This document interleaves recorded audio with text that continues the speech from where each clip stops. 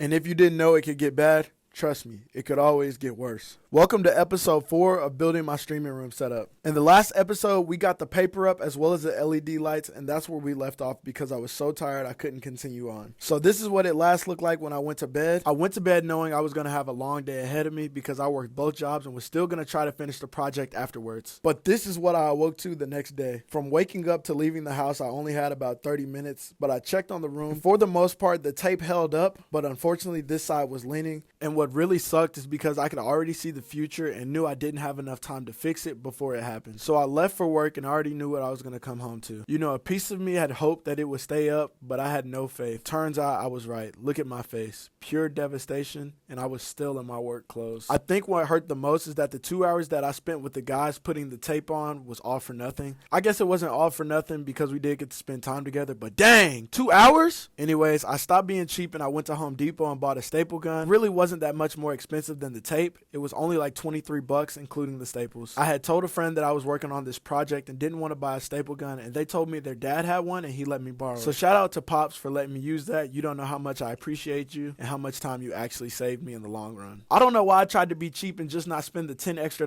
for a staple gun, because fixing this mistake only took about 30 minutes at most, maybe even 15 or 10. So I stapled down all the edges and any low spots, and I double stapled to make sure that I wouldn't have to do this process again once we hung up the polyfill. But after we fixed the paper situation, the process didn't take much longer. We sprayed up the polyfill and voila, the project is complete, finally. But I'm saving that for the next episode, which I'll drop tomorrow, so y'all tune in. Super excited to show y'all the final product because it's so dope.